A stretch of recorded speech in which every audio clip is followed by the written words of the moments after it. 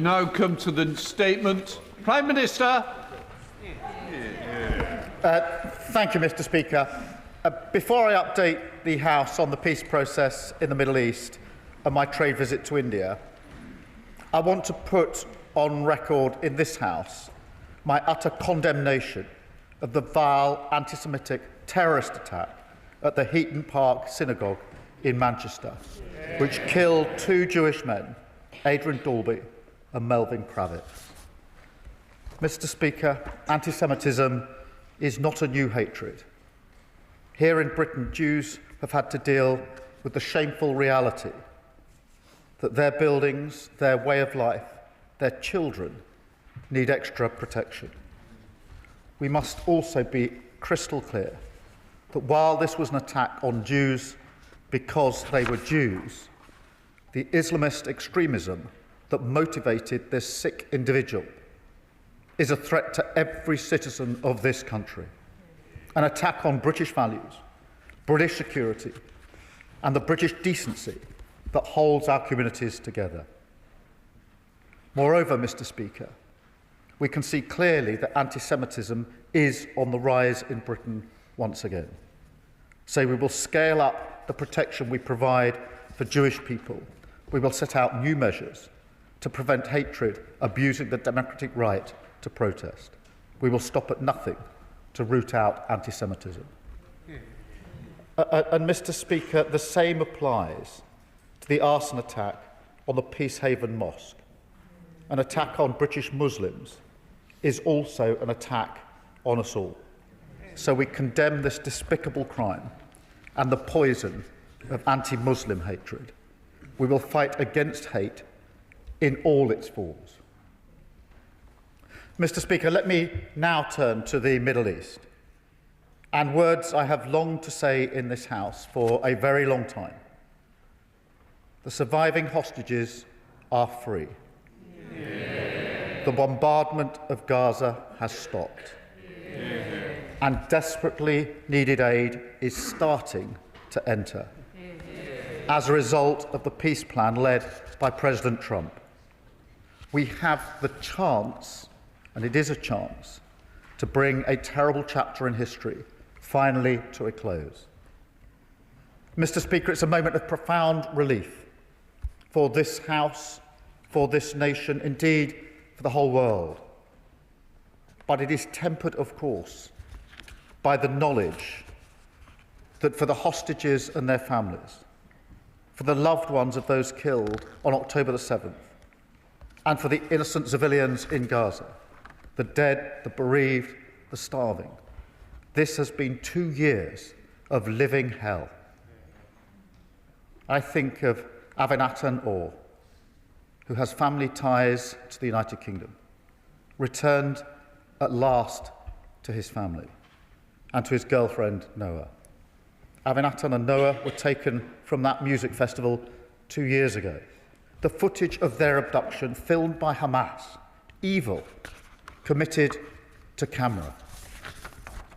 I've met Avinatan's family and heard for myself the agony that they suffered for 2 long years, waiting for him to come home. His frail condition, shocking evidence of the appalling treatment he must have endured. Mr. Speaker, we await the release of the deceased hostages. Those families need the chance to grieve, and so we demand that they return to their families immediately. Mr. Speaker, my thoughts are also with the people of Gaza, almost all of whom will have lost family members, husbands, wives, brothers, sisters, and of course, worst of all, sons and daughters. Over 20,000 children killed. I think of people like Yara Yagi, who I met a year ago, 17 years old. She was studying at college in Hertfordshire. She had lost 44 members of her family. 44. A pain that cannot be erased, even as we welcome the peace today. But, Mr. Speaker, mercifully, the killing and destruction has now stopped, and aid is beginning to enter Gaza. But to be clear, we urgently need to see more aid and faster. All restrictions must now be lifted. The need for food, sanitation, healthcare and shelter are still acute. While the signing yesterday was historic, what matters now is implementation and getting help in as quickly as possible. The UK is providing £20 million in additional humanitarian support to get water, sanitation and hygiene products to tens of thousands of civilians across Gaza.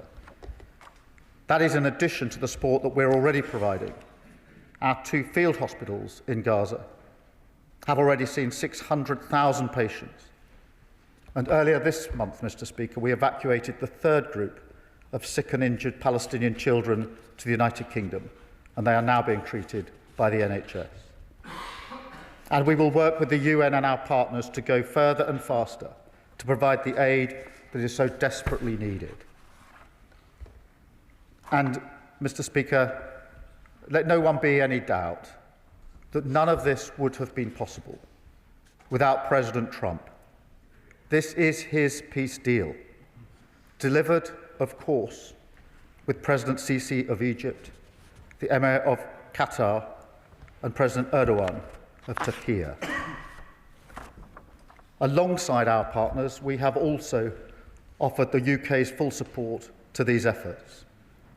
Mr. Speaker, we've worked behind the scenes for months with the US, Arab and European nations to help deliver a ceasefire, get the hostages out, get aid in and secure a better future for Israel, Gaza and the West Bank. I am proud of our contribution. And, Mr. Speaker, we are in a position to play this role precisely because of the approach this government takes. And, Mr. Speaker, that does include our decision to recognise the State of Palestine, because this move, taken alongside our allies, France, Canada, Australia and others, helped lead to the historic New York Declaration, where for the first time the entire Arab League condemned the atrocities of October the 7th, urged Hamas to disarm and, crucially, demanded that they end their rule in Gaza. But, Mr. Speaker, let me be very clear.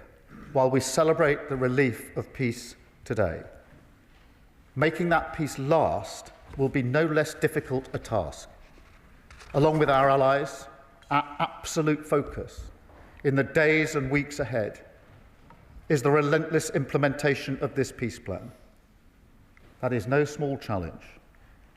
And so we stand ready to deploy our diplomacy and expertise in 3 key areas. First, to support the reconstruction of Gaza. It is an immense task. The devastation defies description, and it will require a truly international effort. But we are ready to play our part, starting with a conference here in the United Kingdom this week, hosted by my honourable friend, the Minister for the Middle East. Second, to support transitional governance arrangements in Gaza. We will continue to work closely with the Palestinian Authority on the vital reforms that they need to make. And third, to help ensure security in Gaza through a ceasefire monitoring process, planning for the International Stabilisation Force. And, Mr. Speaker, drawing on our experience in Northern Ireland, we stand ready to play a full role in the decommissioning of Hamas weapons and capability. Because, as this House knows, there can be no viable future for Gaza, no security for Israel, if Hamas can still threaten bloodshed and terror. So we will work to put that threat out of action for good. Because, Mr. Speaker, this is the first real chance we've had at a 2-state solution since the Oslo Accords over 3 decades ago. So we are fully committed to this, because a safe and secure Israel, alongside a viable Palestinian state, is the only way to secure lasting peace for the Middle East. And I've been clear all along, Mr. Speaker, that must be our goal. So we will work now to follow through on the 20-point peace plan and deliver it in full, including by supporting a dialogue to agree on a political horizon for peaceful coexistence. Finally, Mr. Speaker, I want to update the House on my discussions with Prime Minister Modi last week in Mumbai. India is a growing force on the world stage, on track to have the third largest economy by 2028.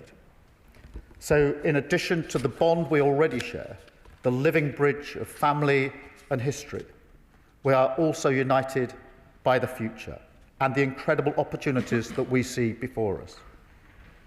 That's why back in July we signed a historic trade deal, opening up new opportunities for British businesses in India. And that's why last week I led the biggest British trade delegation to India ever. We announced that more British universities are opening campuses in India, making us their leading international education provider. We're deepening the UK-India Technology Security Initiative to boost opportunities for our brilliant tech sector. And we announced new deals and investments, including in advanced manufacturing, defence, car production and Bollywood filmmaking here in the United Kingdom.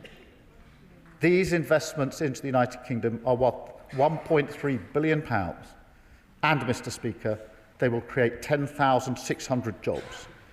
This is real change that people will see in their communities up and down the country. I set this out, Mr. Speaker, because it again speaks to our approach on the world stage, as do our deals with the United States and the EU, and the approach we bring to crises and conflicts as well.